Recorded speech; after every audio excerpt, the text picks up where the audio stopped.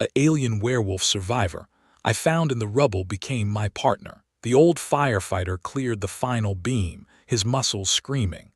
A golden gaze met his, not human but filled with a raw, powerful emotion that promised unending devotion.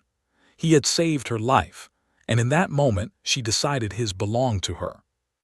He moved with the practiced economy of a man who understood ruin.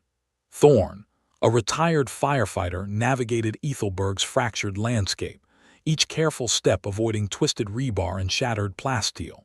The planetary shield malfunction had ripped through the city, leaving its proud spires as jagged teeth against a bruised sky.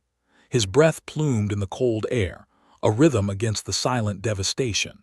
He sought any flicker of life, any sign amidst the dust that coated everything. A faint, strained whimper cut through the silence. Thorn froze, his head tilting. It was too soft for human, too raw for animal. He followed the sound, his heavy boots crunching over debris until he reached a precarious pile of wreckage. A beam, half-snapped, balanced precariously over a smaller cavity. The whimper came again, closer now, laced with a desperate fear. He dropped to his knees, peering into the gloom. Two golden eyes met his, wide with pain and primal terror. Below them, a muzzle of rich red fur, a flash of sharp teeth, and a crimson paw trapped beneath a fallen support. It was not human. It was a creature of myth, a werewolf, undeniably real and deeply distressed. "Easy now," Thorn said, his voice a low, steady rumble. He kept his movements slow, deliberate. "I'm not going to hurt you." The creature whimpered again, a low sound of anguish. Her golden eyes never left his, a flicker of something ancient and wild within their depths. He saw her struggle against the crushing weight, muscles tensing, then slumping in exhaustion. Her fur was matted with dust and a darker crimson, a stark contrast to its vibrant natural hue. Thorn assessed the situation. The beam above was unstable. One wrong move and the entire section could collapse, burying them both. He reached for his multi-tool, its worn metallic grip familiar in his hand. "Hold still," he instructed, though he knew she wouldn't understand the words. His tone, however, carried his intent. He began to clear the smaller pieces of rubble around the trapped paw, his movements precise. He used the pry bar attachment to test the integrity of a twisted ventilation shaft. The air vibrated faintly as he worked, a testament to the structure's fragile state. He moved with a firefighter's instinct, prioritizing safety while working against time. The creature watched him, her breathing shallow, her golden gaze locked onto his face, searching for threat or reassurance. "Almost there," he murmured, more to himself than to her. He braced a heavy hydraulic jack against a sturdy piece of floor, slowly applying pressure to lift the support beam just enough. Groaning metal echoed through the ruins. Dust rained down, stinging his eyes. He risked a glance at her. Her eyes were still on him, but the primal fear had lessened, replaced by a strange, intense focus. With a final, straining push, the support shifted. A small gap appeared. Now he grunted. The red-furred woman pulled her paw free with a gasp, a low, guttural sound that was almost a sob. She dragged herself out of the cavity, collapsing just inches from Thorn. Her body trembled, exhausted, but her golden eyes remained fixed on him, burning with an unwavering intensity. Her panic had vanished, replaced by an overwhelming wave of silent gratitude. She nudged his hand with her muzzle, a soft, tentative gesture that spoke volumes. Then she let out a series of low growls, not aggressive but expressive, accompanied by small, urgent gestures with her freed paw. She placed it over her chest, then swept it towards him, a clear, unspoken declaration. "My life for yours." Thorn stared, a knot of surprise tightening in his chest. He had seen many strange things in the aftermath of the shield failure, but nothing like this. Her unique nature was undeniable, unsettling even, yet her distress had been so raw, so universal. He recognized the profound depth of her unspoken pledge, a fierce, primal loyalty. He knew instinctively she meant it. He pushed aside his wariness, accepting her silent vow. This was an alliance born of catastrophe, a bond forged in the dust. He reached into his pack, retrieving a salvaged ration bar. It was a simple protein block, but it represented sustenance, a shared resource. He offered it to her. She sniffed it cautiously, then took it with surprisingly gentle lips, devouring it quickly. Her golden eyes, still fixed on him, seemed to soften, a spark of warmth kindling within their depths. Thorn watched her, 100 questions swirling in his mind. Where had she come from? What was she? His world had just grown infinitely larger and more mysterious in the shattered ruins of Ethelberg. Their unexpected alliance had just begun. Thorn watched the red-furred woman devour the ration bar. Her intense gaze never left him. 100 questions swirled, but action was needed. Ethelberg offered no safe harbor. "We need to move," Thorn said, his voice low, testing the sound. He pointed to himself, then waved a hand forward. "Thorn, move." Elowen tilted her head, a low sound rumbling in her chest. She rose, favoring her mended paw slightly, but her movements were fluid, powerful. She looked at him, then nudged his arm with her muzzle, a silent question. Where to go? Thorn gestured towards a less damaged street. North, towards the old market district, more cover. They walked. Thorn, with his firefighter's training, scanned for structural weaknesses. Elowen, however, moved differently. Her head swiveled constantly, golden eyes darting, ears twitching. She would pause, sniffing the air, then emit a soft growl, nudging Thorn away from a seemingly stable wall or pulling him back from a patch of rubble. Each time, Thorn saw evidence of her superior senses. A hairline crack he missed, a faint groan of stressed metal, a subtle shift in the ground. Her warnings were never wrong. "Safe," Thorn said, pointing to a sturdy overhang. Elowen watched his lips, then repeated the sound, a guttural, almost perfect mimicry. "Safe." A spark of understanding ignited within Thorn. She was learning. He pointed to a precarious, leaning skyscraper. "Danger." Elowen's ears flattened. She growled a low, warning sound, then repeated it. "Danger." Her intelligence was startling. It wasn't just mimicry. She understood the context. "Food," he said, holding up another ration bar. "Food." She copied him, her golden eyes bright. "Food." They continued this simple lesson as they navigated the ruins. Thorn pointed to the fractured ground. "Danger." Elowen would nod, stepping carefully. He pointed to a secure alleyway. "Safe." She would move into it with a relaxed posture. Their communication, though rudimentary, grew. Thorn felt a profound shift within himself. He had initially accepted her loyalty out of necessity, a strange pact in a shattered world. Now he saw beyond the red fur and golden eyes. He saw a quick, intelligent mind, a loyal companion. The initial wariness transformed into a growing sense of connection. He was no longer alone. He had a partner. One evening, as they rested near a collapsed fountain, Elowen let out a soft whine, looking up at the sky. She extended a clawed finger, tracing an invisible arc. Then she made a series of musical, almost whistling sounds Thorn had not heard before. She repeated them, her gaze fixed on him, as if willing him to understand. "What is it?" Thorn asked, watching her. She repeated the sounds, then pointed to herself, then back to the sky. She made the same sounds again, Lyraxis. Thorn connected the dots. Her home world. Lyraxis, he repeated, trying to match her inflection. It was a beautiful sound, full of a longing he could almost feel. She gave a soft, pleased growl. He understood. His world was not just larger, but infinitely richer with her presence. Their journey was interrupted by movement. Distant figures. 4 of them, human, lean, and desperate, emerged from behind a collapsed building, carrying scavenged tools. Their eyes, hollow and hungry, immediately fixed on Thorn and Elowen. "Look what we have here," one of them rasped, a thin man with a crude bludgeon. "Fresh meat and a pet." Elowen stiffened instantly. A low, menacing growl vibrated through her chest, a sound Thorn felt more than heard. Her hackles rose, and her form seemed to swell, becoming undeniably larger, more powerful. She stepped forward, placing herself directly between Thorn and the scavengers.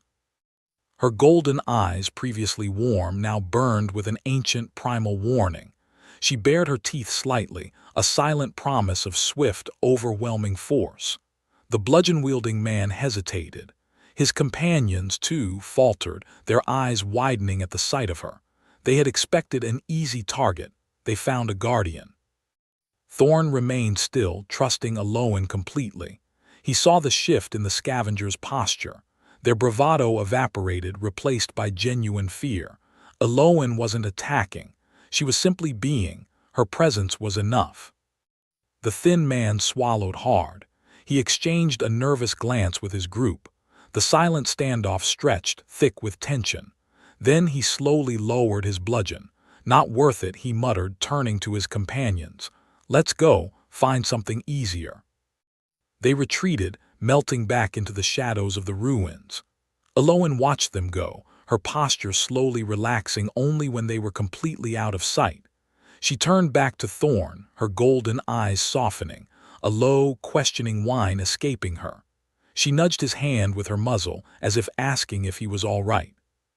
"I'm fine, Aloan," Thorn said, reaching out to gently stroke her fur.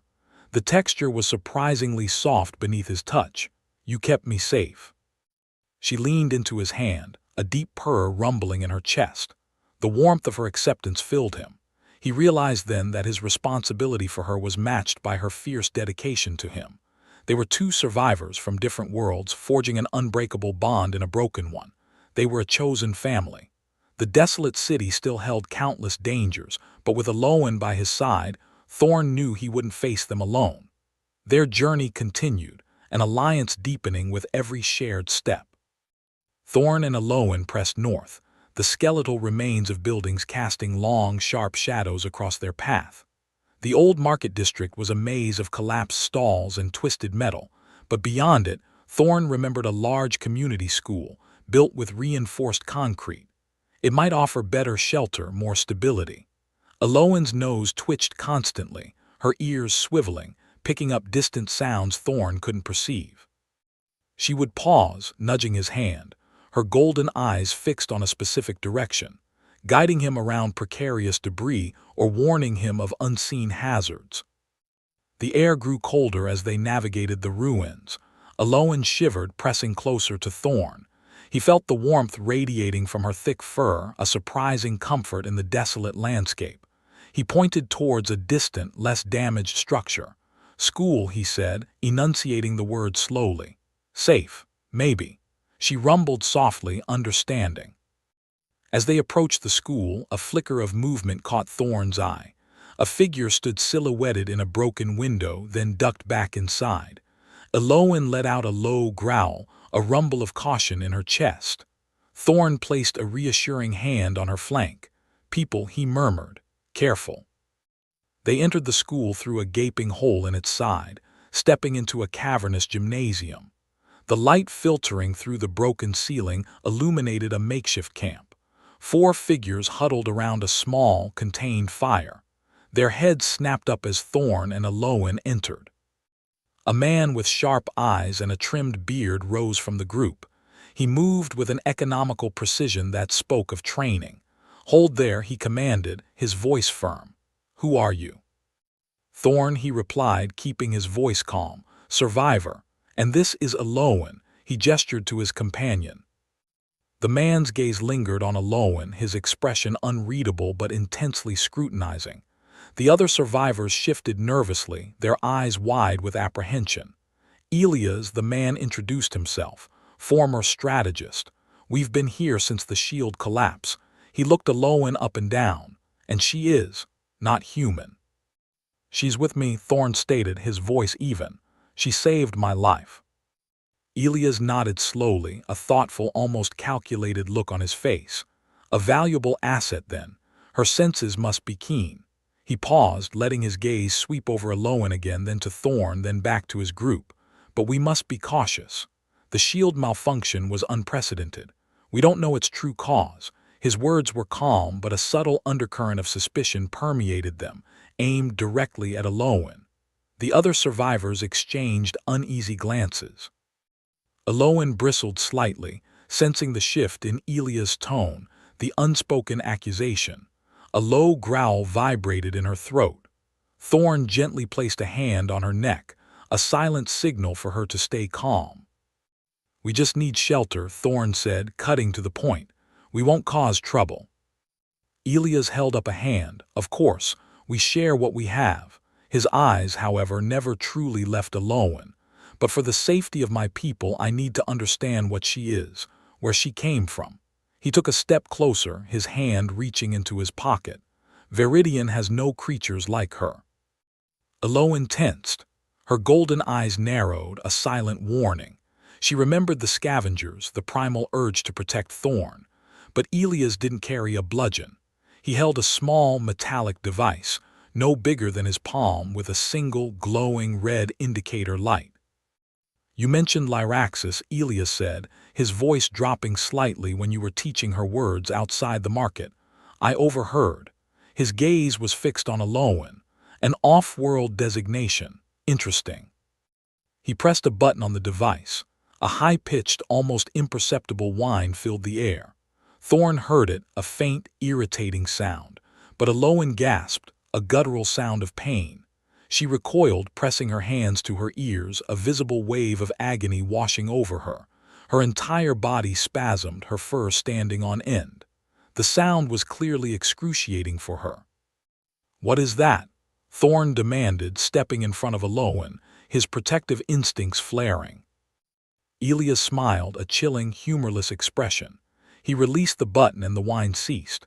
Aloan sagged, breathing heavily, her eyes wide with a mixture of pain and fear. "A sonic deterrent," Elias explained, his voice calm, almost clinical. "A frequency that specifically targets alien auditory systems. Found it in a classified research facility outside Ethelberg. Never thought I'd need it." He held the device up. "It keeps us safe, Thorn, from unknowns." The other survivors, witnessing Aloan's distress, recoiled slightly, their fear of her now mixed with a strange, unsettling awe of Elias' control. Aloan whimpered, pressing herself against Thorn's back, her entire frame trembling. She felt exposed, vulnerable, an outsider in a way she hadn't experienced even in the immediate aftermath of the shield collapse. Thorn's steady presence was her only anchor. "Turn that off," Thorn commanded, his voice laced with uncharacteristic fury. "You're hurting her." "I'm asserting control," Elias corrected, "for the safety of everyone. She is an unknown variable, a potential threat. We need to understand her, study her even if necessary, for the good of the group." He gestured vaguely to the other survivors. "The planetary shield didn't just malfunction. There are theories, whispers of an external influence, an off-world connection." His eyes locked onto Aloan, perhaps from Lyraxis. Thorn felt a cold dread settle in his stomach. Elias was not just suspicious, he was dangerous. He was preying on the fear of the other survivors, turning them against Aloan, twisting her origins into something sinister. "She's no threat," Thorn countered, his voice steady despite the surge of adrenaline. "She's a survivor just like us, and she's my family. You will not harm her." He stood his ground, a rock against Elias' subtle, calculated aggression. Elias' suggestion of studying Aloan sent a shiver down Thorn's spine. He knew what that often meant. He resolved, with an unwavering certainty, that he would protect Aloan, no matter the cost. The gym's silence tightened. Elias' eyes, cold and assessing, met Thorn's determined stare. "No threat," Elias repeated, his voice dangerously low. "Your sentimentality will be the death of us all, Thorn. She is an unknown, a variable we cannot afford." He motioned to the three other survivors, who shifted uneasily but remained loyal to Elias' authority. "Secure them," he ordered. Two of them, a man named Kale and a woman called Lena, moved forward. The third, an older, quieter man named Jim, hesitated, his gaze briefly meeting Aloan's pained eyes. Aloan let out a low growl, a rumble of pure instinctual warning, pushing Thorn slightly behind her. Her red fur bristled. The pain from the device still lingered, but her protective instinct for Thorn was stronger. "Stand down, Aloan," Thorn muttered, placing a hand on her shoulder. He knew a direct fight against 4 humans, especially with Aloan weakened, was unwinnable. He needed a different approach. Kale, a burly man, lunged first, aiming for Thorn. Thorn sidestepped, using Kale's momentum to send him stumbling. Lena moved to flank Alolan. Elias stepped forward, the sonic device held ready. Do not resist. It will only make this harder. Thorn saw Elias' finger hovering over the activation button. He had to disable that device. Alolan, run, he commanded, a desperate plea. Elias' thumb pressed down. A high-pitched whine ripped through the air, sharper and more intense than before. Alolan cried out, a sound of pure agony, collapsing to her knees, clutching her head. Her body convulsed, muscles spasming uncontrollably. Golden eyes squeezed shut in torment. Thorn roared, a primal sound of rage. He charged Elias, ignoring Kale, who was now recovering. His only thought was the device. He tackled Elias, sending them both crashing to the concrete floor. The device clattered away, skittering across the smooth surface. Kale and Lena reacted instantly. Kale grabbed Thorn, pulling him off Elias. Lena lunged for the device. Jem, still hesitant, did nothing. Thorn struggled against Kale's grip. He kicked out, catching Kale in the knee, forcing him to release his hold. Thorn scrambled for the device, but Lena was faster. She scooped it up, her eyes wide with fear and determination. The device, Lena. Elias gasped, pushing himself up, rubbing his head. Activate it again. Don't let her recover. Lena hesitated, looking at Alolan's writhing form, then at Thorn's furious face. But she's all ready. Now Elias barked. Lena flinched. She pointed the device at Alolan, her hand shaking. The whine returned, a dreadful, piercing shriek. Alolan's cries intensified, her strength failing. She tried to push herself up, but her limbs would not obey. Thorn saw the desperation in Alolan's eyes, the utter helplessness. He knew she could not endure much more. He had to create a distraction, something definitive. He looked at the device, then at Elias. With a surge of adrenaline, Thorn lunged at Lena. She shrieked, fumbling the device. It flew from her grasp, tumbling towards the far wall. Elias cursed. Kale tackled Thorn from behind, bringing him down hard. Thorn's head struck the concrete with a sickening crack. A wave of dizziness washed over him, but he fought it. He saw Alolan, still suffering but now looking at him, a flicker of understanding in her pained gaze. Go, Thorn gasped, pushing Kale back with a desperate shove. Alolan, run now. He pointed towards the shattered window at the far end of the gymnasium, the one leading to the outside. It was a long shot, but their only chance. Alolan, despite the agonizing frequency, understood. She pulled herself to her feet, swaying, her movements uncoordinated. She whimpered, torn between the agony and Thorn's command. His eyes met hers, pleading, resolute. Go, Thorn yelled again, as Kale and Elias closed in on him. With a final, heart-wrenching glance at Thorn, Alolan launched herself forward. She stumbled, regaining her balance, and sprinted towards the broken window. The sonic device still blared, but she pushed through the searing pain, driven by Thorn's desperate order. Stop her, Elias shouted, but it was too late. Alolan, with a desperate leap, cleared the window, disappearing into the twilight ruins outside.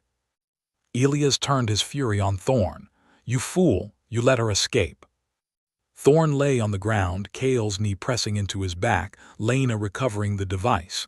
His head throbbed, a sharp, insistent pain.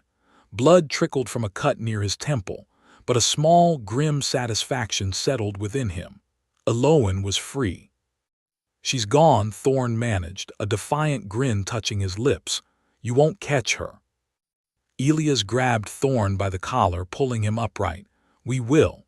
And you, Thorn, will help us. His face was contorted with a cold, terrifying anger. You will regret this. Thorn met his gaze, his own eyes unwavering. He felt the sting of Kale's fist in his gut, then the sharp impact against his jaw. Darkness threatened to consume him. He welcomed it, knowing Alolan was no longer trapped. He had kept his promise. Outside, Alolan landed awkwardly, her injured paw flaring with renewed pain. The sonic frequency, though distant now, still vibrated painfully within her, a dull ache behind her eyes. The cold air hit her, a shock after the stifling warmth of the gymnasium. She scrambled away from the school, her senses overwhelmed. The familiar scent of Thorn was fading, replaced by the metallic tang of his blood, the sharp, acrid smell of fear from Elias and his group. Her vision blurred, tears of pain and confusion pricking at her golden eyes. She ran blindly at first through the shattered streets of Ethelberg.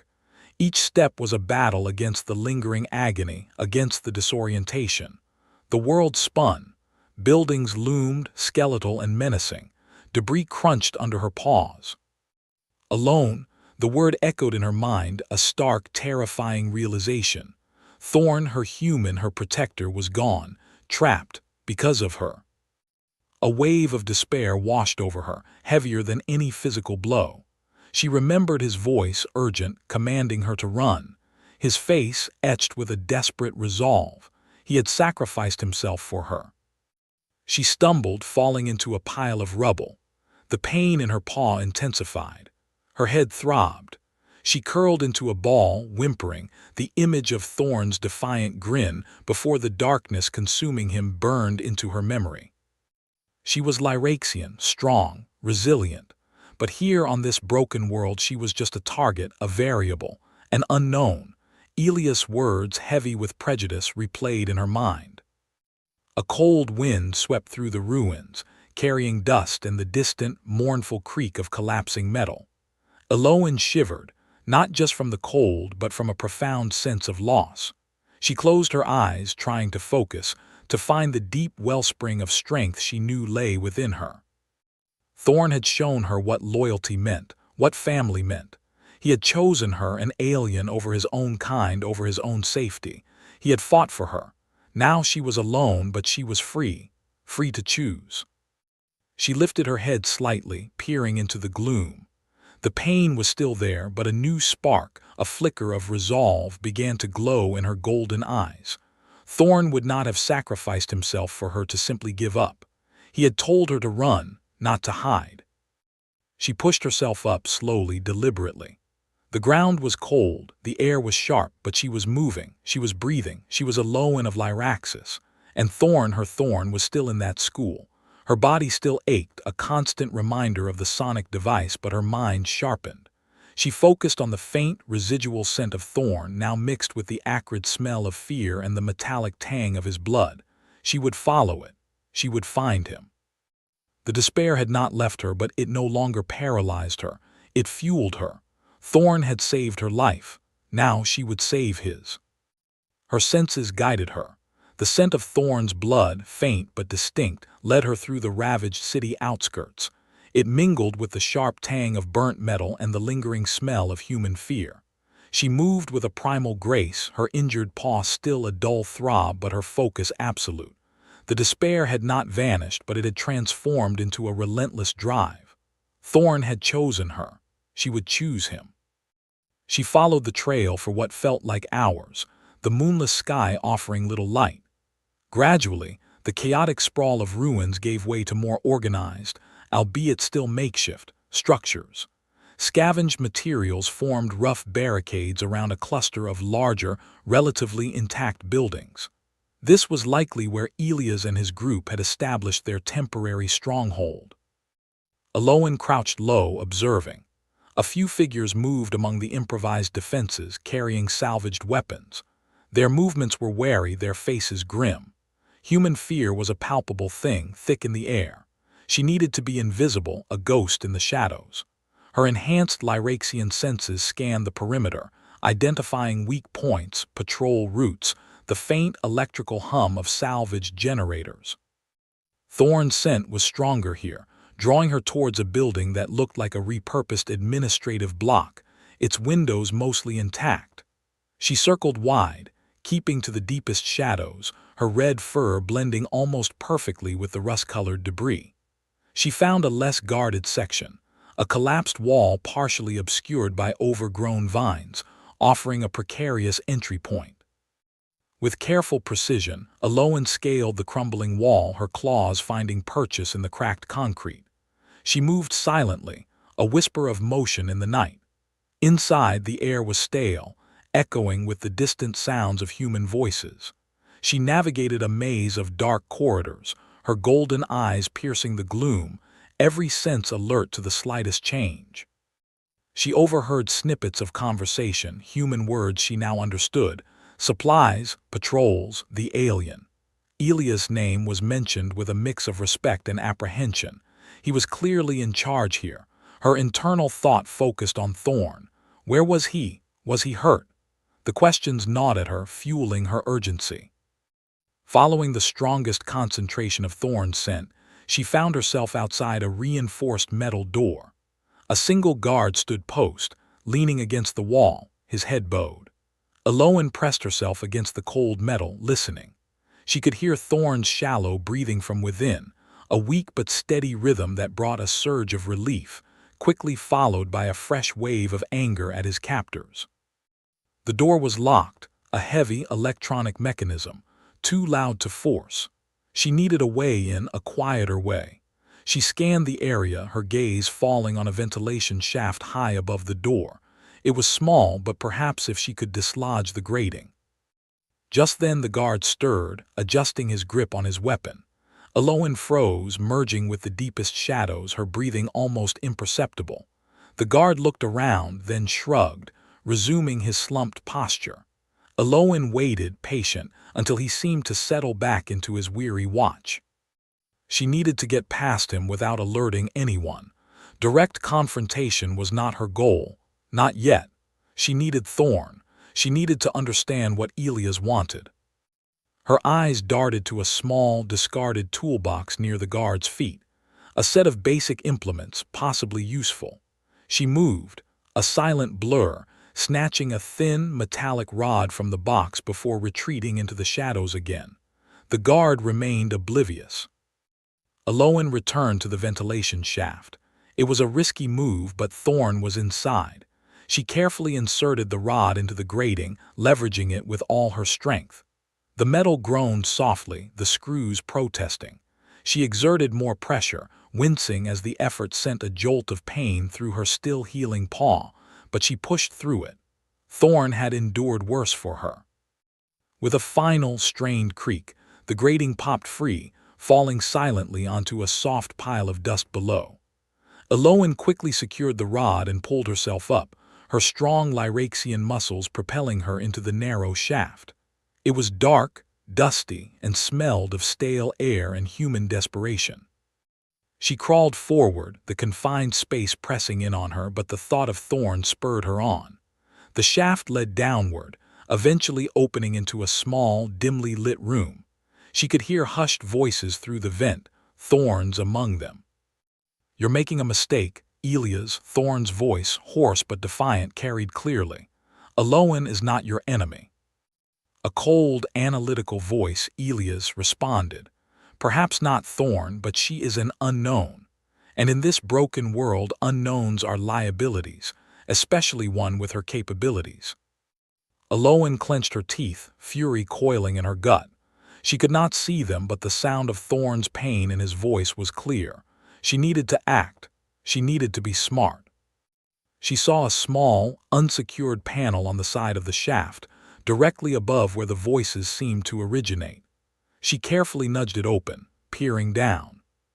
Thorn sat slumped on a cot, his face bruised, a bandage wrapped around his head. Elias stood over him, holding a small, metallic device in his hand. Not the sonic one, but something else, something with blinking lights. Two other men stood guard, their expressions grim. "We merely wish to understand," Elias continued, his voice devoid of emotion. "To learn how your alien companion arrived here, how she survived the shield collapse. You protect her, Thorn, but you endanger us all." "She saved my life," Thorn countered, looking Elias directly in the eye despite his obvious pain, "more than once. She helped me. She is family." Elias merely shook his head. "Sentimentality in a time of crisis is a weakness, Thorn. I will find out what I need to know, with or without your cooperation." He gestured to one of his men. "Secure him. We have other ways to encourage information." Aloan's heart pounded. She needed to do something. Now, but a direct assault against 3 armed men in a confined space with Thorn as a hostage was reckless. She had to think. She had to be precise. Her golden eyes scanned the room, searching for an advantage. The device Elias held, what was it? It wasn't causing Thorn pain. Was it a communication device? A scanner? As the guards moved towards Thorn, Aloan knew her window of opportunity was closing. She could not allow them to harm him further. She had to create a distraction, a way to get to him, or at least to that device. She felt a surge of ancient Lyraxian power stirring within her, demanding release. But she had to control it. For Thorn. She watched as Elias turned, placing the blinking device on a nearby table, his attention now fixed on Thorn. This was her chance. She needed that device. It felt important. It might be the key.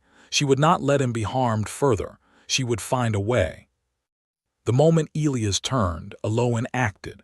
With a silent grace that belied her powerful form, she dropped from the ventilation shaft, landing lightly on the table where Elias had just placed the blinking device.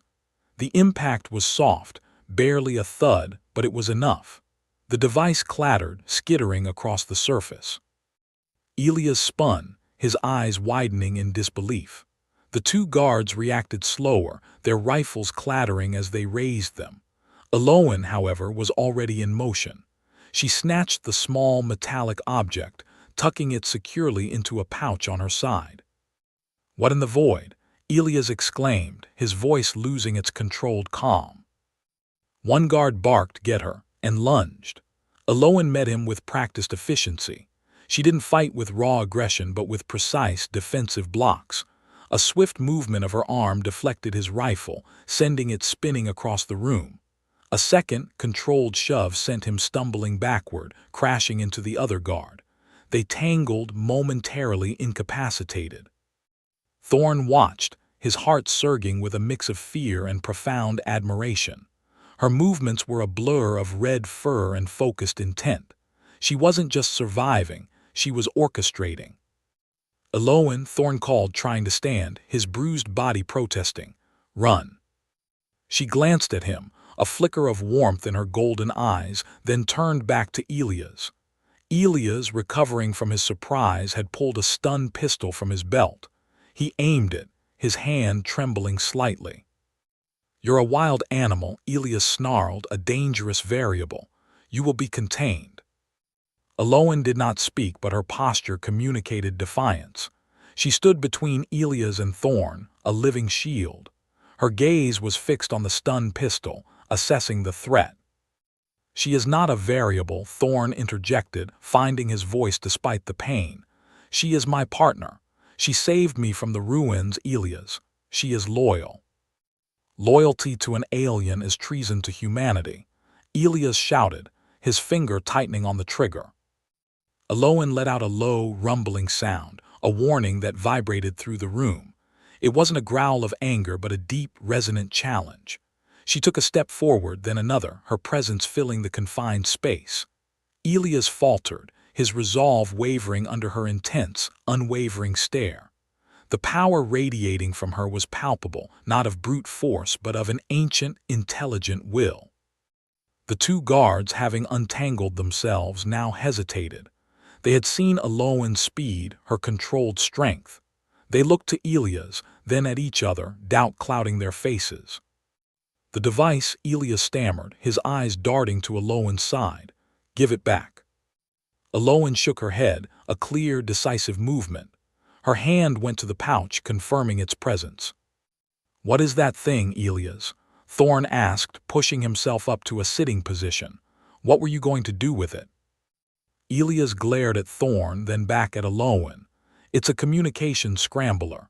It prevents unauthorized transmissions, isolates us. It's for our safety, to keep this location secure." Aloan's internal thoughts raced. A scrambler, but the blinking lights had seemed to indicate activity, not suppression. She had a strong, primal sense that this device was more than Elias claimed. It felt like a key, a connection to something beyond this broken city. She had to secure it. He lies, Thorn said, his voice firm. He was going to use it to get information from me. He wants to know about you, Aloan. He wants to control you. Elia scoffed. Control is necessary in chaos. You're naive, Thorn. This creature, whatever she is, cannot be trusted. Aloan took another step, her movements deliberate. Her focus was not on fighting but on egress. She had the device. Thorn was safe for now. The guards were hesitant. She had created an opening. She turned her head slightly, meeting Thorn's eyes. In that silent exchange, a complete understanding passed between them. It was time to go.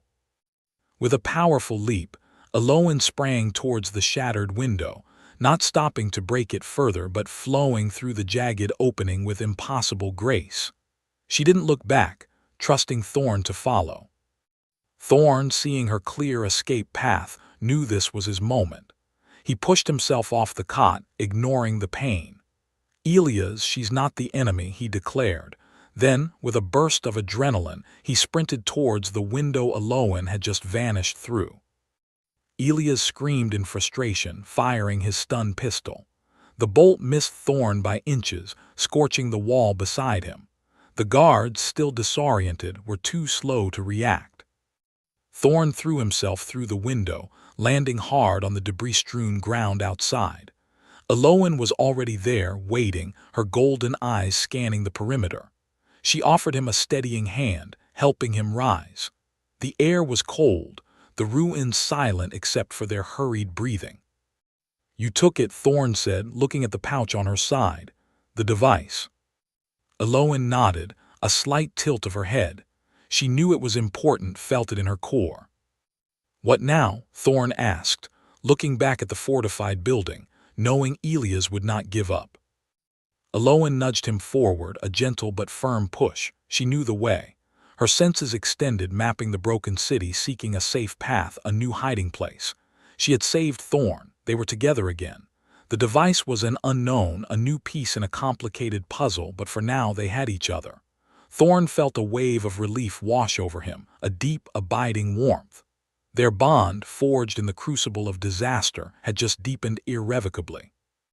They moved into the desolate urban landscape, a united front against the encroaching uncertainty, Aloan clutching the blinking device, a silent promise of new discoveries and further challenges ahead. They moved quickly, Aloan leading the way through a maze of collapsed structures and narrow alleyways. Her steps were silent, her movements fluid despite the previous pain. Thorn struggled to keep pace, his ribs aching from Elias' beating. He gritted his teeth, focused on her retreating form. Aloan glanced back, her golden eyes sensing his strain. She slowed her pace, waiting for him to catch up, then placed a supportive hand on his arm, a silent offer of strength. He nodded his thanks, appreciating her unspoken empathy. She guided him towards what looked like a solid, low-lying section of an old power station, partially buried but remarkably intact. A narrow crack in the reinforced concrete led to a hidden interior. Aloan squeezed through, then turned, pulling aside a twisted metal sheet to widen the opening for Thorn. Inside, it was dark but dry and surprisingly spacious, a perfect temporary refuge. Thorn slumped against a concrete support, exhaling slowly. "Good spot," he rasped, pressing a hand to his side. Aloan dropped to her knees beside him, her sensitive nose brushing his bruised ribs.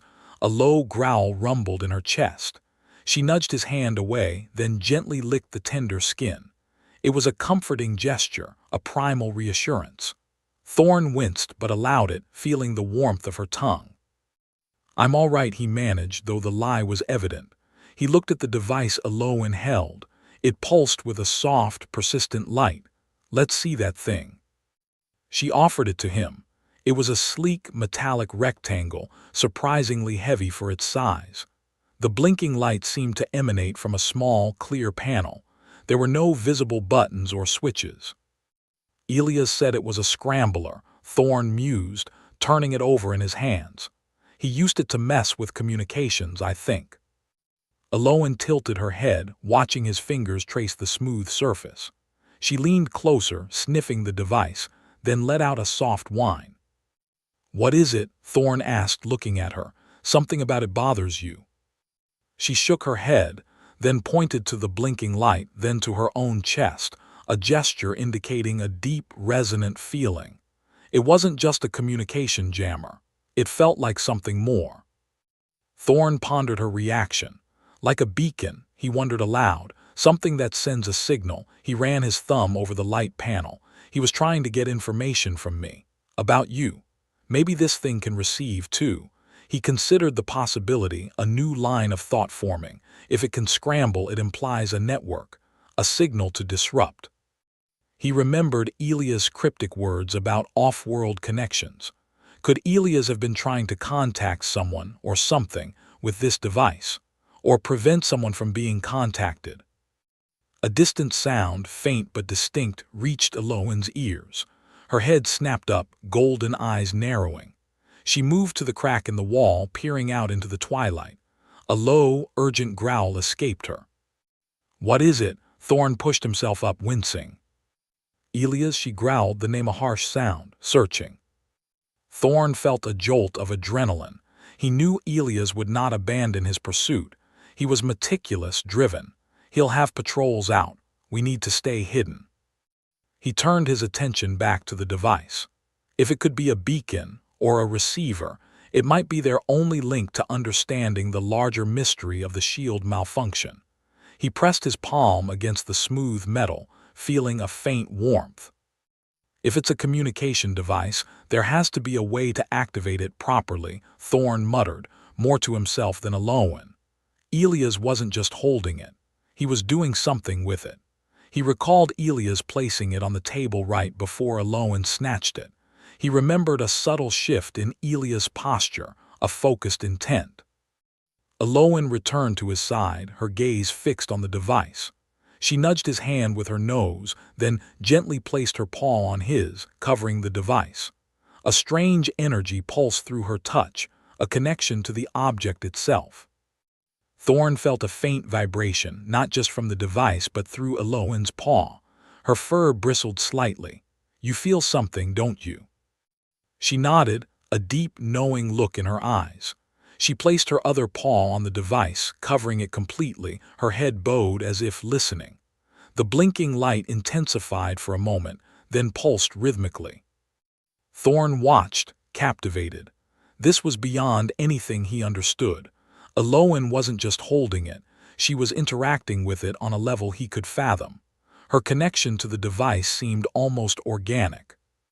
After a few moments, Aloan lifted her paws. The light on the device was no longer just blinking. It emitted a soft, steady glow, and a faint, almost inaudible static sound emanated from within. "You turned it on," Thorn breathed, astonished. "How did you do that?" Aloan looked at him, then back at the device, a sense of accomplishment in her gaze. She pointed to the light, then to her temple, indicating a mental connection. Lyraxian capabilities, he realized. Her species must have a different way of interacting with technology. He held the now glowing device. The static was clearer now, a low hiss. It was active, it was searching for something, or listening. "So it's not just a scrambler," Thorn said, a new resolve hardening his voice. "It's a receiver, maybe a transmitter." Elias wasn't trying to just stop people from talking. He was trying to control the conversation. He looked at Aloan, a surge of pride and affection washing over him. "You're incredible." Aloan nudged his hand again, a soft, purring sound in her throat.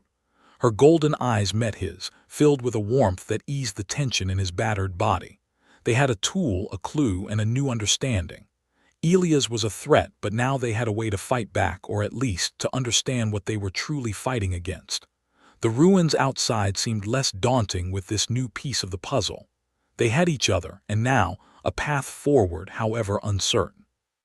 Aloan's head snapped up. A low growl rumbled in her chest.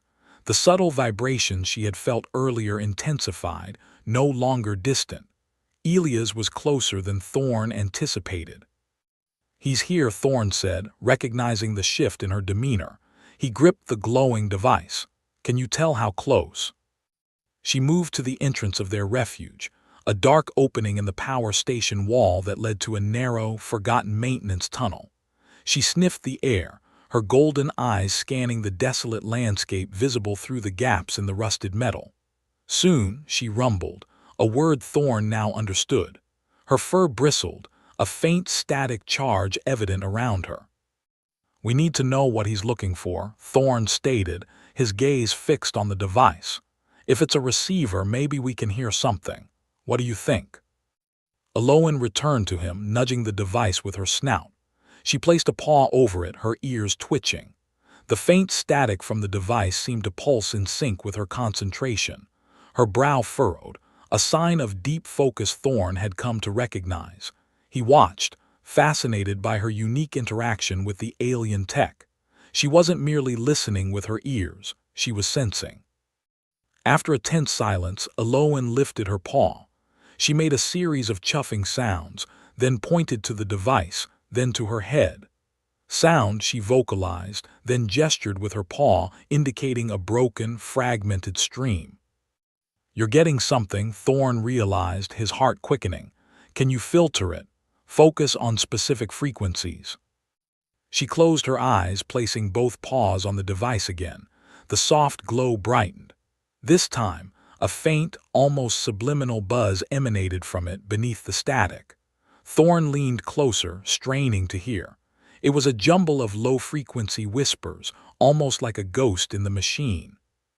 Aloan shifted, her muscles tensing. She pulled her paws away abruptly, her expression troubled. She looked at Thorn, then pointed vaguely northeast. "Signal," she said, her voice a low, guttural murmur. "Not us, not Lyraxis." Thorn's mind raced. "Not us, not your people. What does that mean?" He held the device up, examining it. "Are you saying Elias isn't just looking for us or for a Lyraxian scout? He's tracking something else entirely." She nodded emphatically. "Signal strong, far." She pointed to the device. "He wants." This was a major twist. Elias wasn't merely a paranoid survivor trying to control alien tech or capture Aloan for study. He was after something specific, something powerful enough to warrant this relentless pursuit. A signal, Thorn repeated, thinking aloud. A beacon, maybe. An energy source. Aloan pressed her head against Thorn's shoulder, a gesture of shared understanding and growing trust. Her warmth was a comfort against the cold reality of their situation. He felt a profound surge of affection for her, this remarkable being who saw beyond the obvious, whose senses revealed secrets hidden from human perception. She was his anchor in this storm. "Can you track this signal, Aloan?" Thorn asked, a new plan forming in his mind. "If Elias is chasing it, maybe we should too. If we can get to it first, we might understand what's really going on." Her golden eyes met his, filled with an intelligent spark. She took the device from his hand, holding it carefully. She gave a single, determined nod. "We find." Thorn felt a renewed sense of purpose. They weren't just running anymore, they were hunting. Elias' motivation was clearly more complex than simple fear or power hunger. The device wasn't just a receiver, it was a key. A distant metallic clang echoed from outside the power station. Elias' people were close, too close.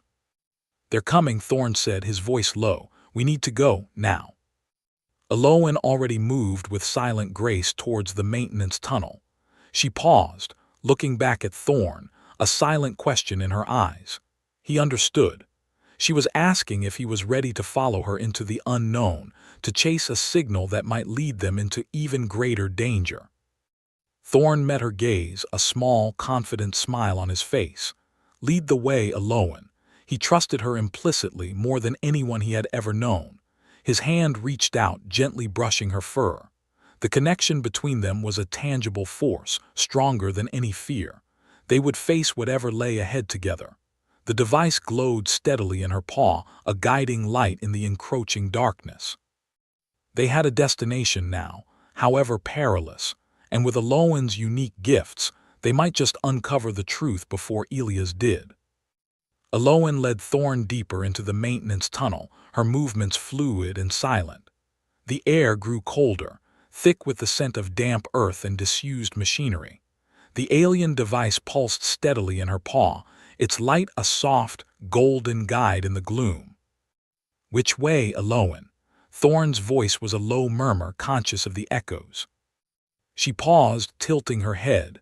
Her ears swiveled, catching sounds Thorn could not.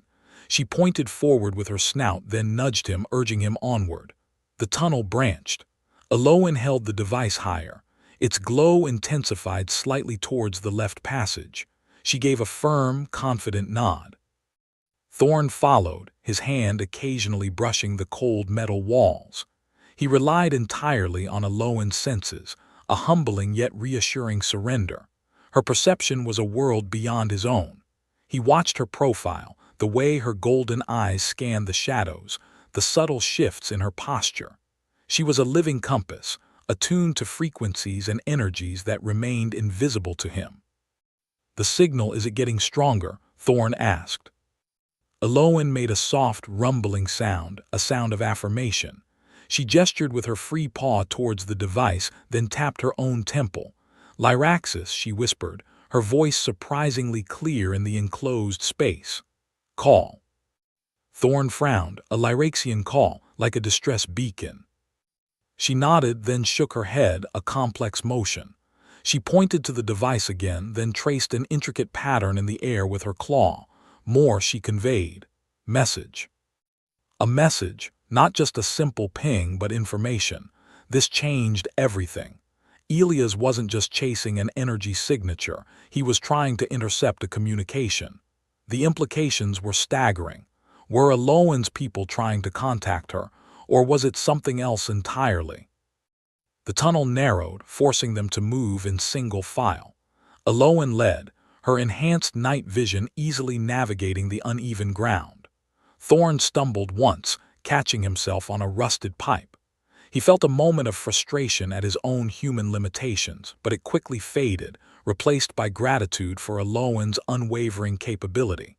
She was his eyes, his ears, his shield. A metallic scrape echoed from behind them, distinct, close. Aloan froze, her head snapping back, her ears flattened. She let out a low, guttural growl, a warning. "Danger," she hissed, pulling Thorn back against the wall. Thorn flattened himself, heart pounding. "Elias." She nodded grimly. The sound of heavy boots, hushed but discernible, grew louder. They were being hunted. Aloan scanned the tunnel ahead. A section of the ceiling had collapsed, creating a jagged, precarious gap. Too small for a human to squeeze through easily, but perhaps for her. She looked at Thorn, her golden eyes conveying a swift decision. She gestured for him to stay low, then, with incredible agility, she scaled the debris, testing each foothold. Dust rained down. She moved through the narrow opening and then turned, extending a powerful paw back towards him. "Come," she urged, her voice a low imperative. Thorn hesitated. The gap looked impossibly tight, the rubble unstable, but Aloan's confidence was infectious. He trusted her. He reached for her paw, feeling the immense strength in her grip. She pulled, guiding his body through the tight space. He scraped his shoulder, gritted his teeth against the pain. Once through, Aloan immediately took point again. The device in her paw throbbed with a stronger light now, illuminating an unexpected sight. The tunnel opened into a cavernous chamber, not natural, but clearly an old, forgotten control room for the power station. Dust-covered consoles lined one wall, their screens dark, their panels scarred by time and neglect. The signal was strongest here, a palpable presence. The device in Aloan's paw was no longer just glowing, it vibrated, humming with an almost eager energy. She walked directly to a large, rectangular console, its surface covered in a layer of fine gray dust. "This is it," Thorn breathed, looking around the eerie chamber, the source. Aloan placed the device gently onto a flat, unmarred section of the console. The device pulsed rapidly, its golden light expanding, seeming to merge with the dormant technology. A faint, high-pitched whine emanated from the console itself. One of the dark screens flickered. Thorn watched, mesmerized. He had never seen anything like it. Aloan's connection to the device and now the console felt organic, deeply intuitive. It was as if her very presence was waking the sleeping machine. The screen sputtered to life, displaying a cascade of symbols Thorn did not recognize. Lyraxian script, data. Aloan leaned closer, her brow furrowed in concentration. She touched the screen with a single claw, then looked at Thorn, her eyes wide with a mix of wonder and concern. Old, she whispered. Broken. She pointed to a specific sequence of symbols on the screen. Warning. A warning, Thorn asked, stepping closer. From the Lyraxians, about what? Before Aloan could elaborate, the distinct sound of heavy footsteps echoed from the tunnel entrance they had just used. Elias and his men were here. They had caught up. Aloan whirled, her body instantly shifting into a defensive stance, placing herself between Thorn and the tunnel. The screen behind her flickered, displaying a single, stark image, a schematic of Ethelberg with a prominent, pulsing red 10 over the very power station they were in. And beneath it, a countdown. Not to 0, but to a number that indicated immense structural instability. They found us, Thorn said, his voice grim. But what is that? What does it mean? Aloan's golden eyes met his, filled with a new, urgent understanding. Not just message, she conveyed, her voice low and strained. Destabilize, collapse. The device on the console pulsed frantically, its light now a brilliant, alarming crimson. The warning on the screen was undeniable. This wasn't just a communication. It was an alarm, a desperate last-ditch effort to warn of an impending catastrophe directly beneath their feet. They had found the signal, but it was far more dangerous than they had imagined. Thorn looked at Aloan, his trust absolute, his resolve hardened. They were not just running or hunting a signal. They were now in a race against time. Elia's voice, amplified by the confined space, barked orders from the tunnel entrance. Fan out. They're in here. Don't let them reach any console. No time, Thorn muttered, his gaze snapping from Aloan to the red 10 on the screen, then to the tunnel opening. The structural integrity countdown was visible now, a stark percentage shrinking rapidly. He understood. This wasn't just a threat. It was a death sentence for anyone inside. Aloan didn't hesitate. She snatched the pulsing alien device from the console. Run, she commanded, her voice raw with urgency. She pointed with a swift claw towards a heavy maintenance hatch on the far side of the room, directly opposite Elia's entry. It was an old, rusted thing, likely leading to another service passage. Thorn was already moving. He slammed his shoulder into the hatch, grunting with effort. The ancient metal groaned, refusing to budge. Stuck, he yelled over the increasing rumble from the collapsing structure. The floor vibrated beneath their feet. Dust began to rain from the ceiling. Aloan pressed the device against the hatch. A soft, high-pitched whirring emanated from it, and a faint blue energy pulsed over the metal. The hatch shuddered, then slowly began to grind open, revealing a dark, narrow shaft. Quick, she urged, pulling Thorn through the opening. Just as Thorn squeezed past, a section of the control room ceiling tore free, crashing down where he had just stood. A wave of concussive force slammed into them, throwing them forward into the dust-choked passage. The hatch clanged shut behind them, sealing them away from Elias, but also from the main collapse. "Are you all right?" Thorn gasped, pushing himself up, his hand immediately checking Aloan. She nodded, her golden eyes scanning the inky blackness ahead. The pulsing device in her hand cast flickering shadows. "Tunnel," she whispered, "lower." The passage sloped sharply downwards, the air growing colder and heavier. Thorn could feel the vibrations of the larger structure above them, a continuous, unsettling tremor. He followed Aloan, his hand resting lightly on her back, guiding her with silent support. He trusted her senses completely. This was her world, her technology, her warning. "Where does this lead?" Thorn asked, his voice echoing in the confined space. "Out," Aloan replied, her gaze fixed on the device which now pulsed with a new, frantic pattern. It wasn't just guiding them, it was actively mapping the structural decay around them, showing her safe paths and imminent dangers. She pointed to a faint shimmer in the darkness ahead. Vent. Access. They reached a series of intertwined ventilation shafts, too small for Thorn to easily navigate. Aloan effortlessly slipped into the largest opening, then turned, extending a hand to him. Crawl, she instructed. Thorn gritted his teeth. He wasn't built for tight spaces, but he forced himself through, his knees and elbows scraping against the metal. The air here was thick with the scent of old machinery and dust. He could hear the distant, terrifying sounds of the power station tearing itself apart, groaning metal, shattering concrete. Faster, Thorn, Aloan's voice was strained. She was using her enhanced senses to plot their course through the crumbling infrastructure, every instinct screaming at her. The device in her hand glowed a desperate crimson, indicating the speed of the structural decay.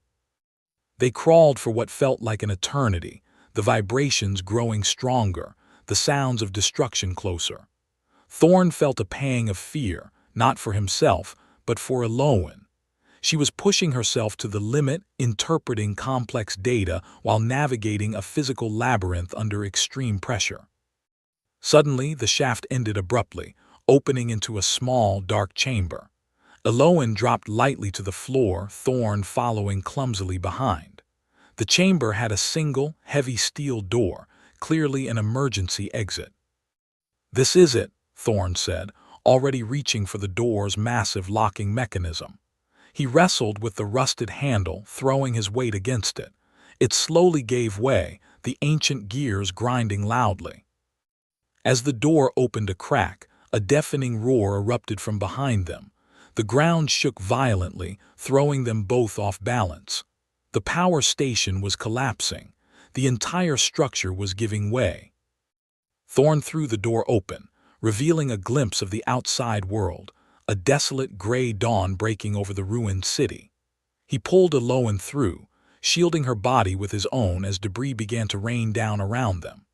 They stumbled out onto a cracked concrete apron, just as the entire control room section of the power station imploded, sending a massive cloud of dust and pulverized concrete into the air. They ran, not looking back, driven by primal instinct. They sprinted across the open space, the air thick with dust and the acrid smell of burnt wiring. Thorn felt the ground shudder beneath his feet, a seismic tremor that indicated the wider planetary shield malfunction was still at play, or perhaps the power station's destruction had triggered something worse. They dove behind a partially intact wall of a nearby, smaller building, collapsing into a heap, gasping for breath. The rumble subsided, leaving an eerie silence punctuated by the distant groans of settling wreckage. Thorn looked at Aloan, her fur matted with dust, her golden eyes wide and exhausted but still alert. The device in her hand had dimmed, its frantic pulsing softened to a steady, urgent glow. "We made it," Thorn whispered, his voice hoarse. He reached out, gently brushing dust from her cheek. "You saved us." Aloan leaned into his touch, a soft, purring sound rumbling in her chest. "Together," she corrected, her gaze holding his. The devastation of Ethelberg was still visible, an ever-present scar, but their shared escape, their reliance on each other, forged their bond deeper still. The immediate danger was past, but the larger catastrophe still loomed, calling them forward. Thorn felt the urgent pulse of the device in Aloan's hand, a rhythm now mirroring his own pounding heart. The dust settled around them, revealing the ruined city stark against the gray dawn. "Destabilize, collapse," Thorn repeated, his voice barely a whisper. "Aloan, what exactly does that mean? The power station just imploded, but the message was bigger, wasn't it?" Aloan nodded, her golden eyes fixed on the softly glowing alien device. "The Lyraxian message, it is a warning for Ethelberg itself." She gestured vaguely towards the horizon, her palm moving in a sweeping motion. The planetary shield malfunction. It did not just destroy buildings. It created a resonance deep within the planet's crust. Thorn's blood ran cold, a resonance like a tremor. More than a tremor, Aloan clarified, her brow furrowing. A structural degradation. The message indicates a cascading failure. The ground beneath us, the bedrock, it is failing. Ethelberg will not just crumble, it will descend. Thorn stared at her, the implications chilling him to the bone. Descend? Into what? Into the planetary mantle, Aloan stated, her voice grim.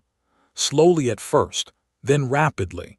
The entire city, the land mass around it, a cataclysm. The shield malfunction was not an event, it was a trigger. A heavy silence fell between them, broken only by the distant creak of settling wreckage. Thorn felt a profound wave of despair, quickly replaced by a fierce resolve. They had escaped a collapsing building only to be on the verge of a collapsing world. How long? Thorn asked, his jaw tight. Aloan closed her eyes, concentrating on the device. Its glow intensified slightly, then dimmed. The message is fragmented, warning of accelerating destabilization. Weeks perhaps, days if a critical fault is reached. She opened her eyes, meeting his gaze. We need more data. The device needs a stronger signal to fully translate the depth of the warning. And Elia's? Thorn looked towards the general direction of Elia's fortified stronghold. He was chasing the signal. Does he know this? Unlikely, Aloan rumbled. He sought the device, its power, not the true message. His fear of the unknown blinded him to the larger threat. Thorn stood, brushing dust from his torn firefighter's jacket. If the whole city is going down, he needs to know. Everyone needs to know. Aloan stood beside him, her gaze unwavering. He will not listen. He will believe it is a trick, a Lyraxian deception. Then we make him listen, Thorn declared, a new purpose hardening his resolve. He has resources, people. He's a strategist. If we can get him the full message, he might understand. He might even help. Aloan tilted her head, a low sound rumbling in her chest. An unexpected alliance with an enemy. The planet doesn't care about enemies, Thorn countered, looking at the devastation around them. Only survivors. He has a stronger communication array at his stronghold, doesn't he? Something that could boost this device's signal. Aloan nodded slowly. Yes, a salvaged comms hub. He uses it to try and find other human settlements. Thorn knew the risks. Going back towards Elia's meant walking into a trap, but the alternative was a slow, inevitable doom. He thought of the other scattered survivors, the families he had seen in the initial days after the shield malfunction. They deserved a chance. Then we go to him, Thorn said, his voice firm. Not to fight, but to warn, and to use his equipment to get the full picture, whatever it takes. Aloan's golden eyes held a flicker of apprehension, then settled into a determined gaze. She gripped the device tighter. It will be dangerous. He will not welcome us. I know, Thorn replied, his hand resting briefly on her shoulder. But we face a greater danger now. Elia's is a small threat compared to an entire planet breaking apart. They moved out from behind the partial wall, heading northeast, towards the cluster of buildings that formed Elia's stronghold. The device in Aloan's hand pulsed with a gentle urgency, a beacon of critical information they desperately needed to unlock. Thorn felt a strange mix of fear and exhilaration. Their journey had shifted again, from escape to a desperate, audacious mission to save a world that was already dying. He looked at Aloan, her powerful, loyal presence a steady anchor in the chaos. Together, they would face whatever came next. The cluster of salvaged buildings loomed, stark against the graying sky. Aloan moved with silent purpose, Thorn close behind, navigating the treacherous debris field surrounding Elia's stronghold. She gripped the alien device, its pulse a quiet thrum against her palm. Guards patrol the perimeter, Aloan whispered, her voice a low growl pointing towards a faint flicker of movement near a reinforced gate. 2 shifts, heavy weapons. Thorn nodded. We're not fighting them, we're convincing them. He scanned the makeshift walls. Where? That comms hub. Alowan led him around a collapsed structure, revealing a taller, intact building topped with a dish array. Third floor, heavily fortified. They waited for a patrol to pass. Then Alowan darted forward, scaling a broken wall with impossible grace. Thorn followed, finding purchase in crumbling masonry, his firefighter training serving him well. They reached a shadowed ledge overlooking an inner courtyard. Access point. Alowan indicated a ventilation shaft large enough for Thorn to squeeze through. Leads to the comms room directly. One guard inside. Thorn looked at her. You take him out, non-lethal. I'll be right behind you. She gave a brief nod, her golden eyes glinting with understanding. As Thorn began to pry open the grating, Alowan slipped away, a ghost in the shadows. A muffled thud echoed from within the building a moment later. Thorn pulled himself into the shaft, crawling through the dusty darkness. He dropped silently into the comms room, finding the guard unconscious and secured. Alowan stood ready beside the complex comms console. The room contained several screens, blinking lights, and a massive, salvaged communication dish visible through a reinforced window. Elias sat at a desk in a far corner, hunched over a holopad, startled by their sudden appearance. His eyes widened, fixing on Alowan, then Thorn. You, Elias snarled, scrambling for a sidearm holstered beneath his desk. Stop, Elias, Thorn commanded, stepping forward. We aren't here to fight you. We're here to save your life and everyone else. Elias hesitated, his hand hovering over the weapon. Save me. From what, your alien pet? He gestured wildly at Alowan, who stood calmly by the console, the pulsing device held aloft. This alien pet is trying to prevent a planetary collapse, Thorn retorted, his voice unwavering. The shield malfunction wasn't just a localized disaster. It triggered a chain reaction. Ethelberg is sinking. Elias scoffed. Propaganda, a Lyraxian trick. You think I haven't seen the tremors, isolated seismic activity, nothing more. Alowan moved, placing her device onto a connecting port on Elias' comms console. With a soft click, the console's primary screen flickered, then displayed a complex Lyraxian schematic. The red 10 over Ethelberg pulsed, now accompanied by a rapidly decreasing countdown. The screen then shifted to a series of geological scans, showing massive fissures spreading deep into the planet's mantle. This is the full message, Alowan stated, her voice surprisingly clear. From my people, a warning. Your planetary core is destabilizing. The landmass of Ethelberg will be fully submerged within 3 planetary cycles. Elias stared, his face paling, fear replacing defiance. The geological data was irrefutable. His own advanced sensors had hinted at anomalies, but he had dismissed the worst implications. My God, he whispered, it's real. He looked at Alowan, then Thorn. Why would your people warn us? Because they are not invaders, Thorn said, his gaze firm. They are scientists, explorers. Alowan was a scout. The shield malfunction sent a distress signal, a garbled one, across systems. They detected it. Elias slumped back in his chair, the fight draining from him. A distress signal. I thought it was an invasion beacon, a prelude to conquest. He looked at Alowan, genuine regret in his eyes. I feared the unknown. I saw a threat where there was none. Fear can blind you, Alowan replied, her voice soft but steady. My people monitor this sector. We identified a rapid core destabilization after the shield event. We sent a scout me to investigate. I was trapped. The message you see is a desperate attempt to warn you all. Thorn stepped closer to the console. Elias, you have a powerful comms array. We need to boost this signal, translate it into Veridian and broadcast it to every survivor, to the entire planet if possible. There might still be time for evacuation, for stabilization efforts. Elias looked at the countdown, then at the geological maps. His strategist's mind, once focused on defense, now shifted to survival. It's audacious, risky, But if it's true, he stood, moving to the console, his fingers flying across the controls, overriding security protocols. I can patch it into the planetary broadcast grid, but it will take power, a lot of power. We'll be exposed.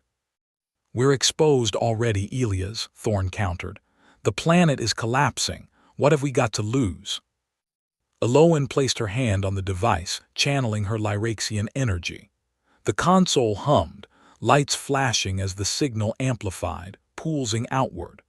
On the main screen, the complex Lyraxian script rapidly translated into Viridian, a stark, urgent warning appearing for all to see.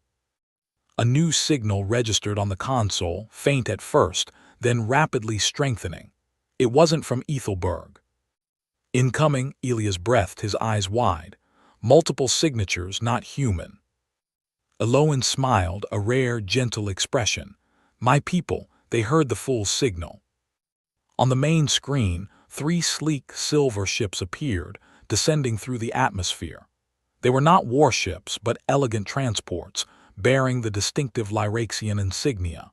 They settled gently on the outskirts of the city, their landing lights illuminating the desolate landscape. Within minutes, a new voice crackled through the comms. Viridian Prime, this is Lyraxian search and rescue vessel, Star Weaver. We are here to offer aid and assistance for your planetary crisis. We detect one of our own. Eloan, is that you? Eloan stepped forward, speaking into the comms. It is, Commander. I am here with Thorn, a human ally. We have vital data regarding the planetary core destabilization. The voice on the comms responded, full of relief. Excellent, Eloan. Our geological scans confirm the dire situation. We have stabilization technology and rapid evacuation protocols. We are here to help. Elias stared at the screen, then at Eloan, then at Thorn. They actually came to help. He looked humbled, his former prejudices shattered by the overwhelming truth. Days turned into weeks. Lyraxian engineers, working alongside human survivors, began to deploy advanced energy conduits, creating a network to stabilize the planet's core. Massive transport ships ferried survivors to safer, temporary shelters on other continents, and eventually to Lyraxian vessels for transit to newly discovered habitable worlds. The cooperation was unprecedented, an alliance forged in the crucible of shared disaster. Thorn and Eloan remained in Ethelberg, coordinating efforts, their partnership now a symbol of the burgeoning interspecies cooperation. Elias, stripped of his authority but not his strategic mind, became an invaluable asset, directing human resources and communicating with the Lyraxians. One evening, as the last of the stabilization conduits powered up, bathing the city in a soft, ethereal glow, Thorn stood with Eloan atop a partially repaired building. The Lyraxian ships formed a silent armada in the sky, a testament to a future saved. They offered me passage home, Eloan said, her golden eyes reflecting the shimmering lights. To Lyraxis. Thorn's heart ached with a familiar pang of apprehension, but he kept his voice steady. And what did you tell them? She turned, her hand gently touching his arm. I told them my home is here now, with you. Her gaze held a warmth that transcended language, a devotion he had come to cherish. You saved me, Thorn, and you showed me what it means to be truly loyal, truly family. My place is with you, bridging our worlds. Thorn pulled her close, resting his head against her red fur. The scent of her, wild and comforting, filled his senses. I wouldn't have it any other way, Eloan. He looked out at the city, now scarred but not doomed, a beacon of hope. We'll build something new here, together. His solitary life had been shattered, only to be rebuilt with an unexpected alliance, an interstellar romance, and a purpose larger than he could have ever imagined. The future was uncertain, but with Eloan by his side, Thorn knew they could face anything. Their story was just beginning, a testament to the power of connection in a universe full of surprises.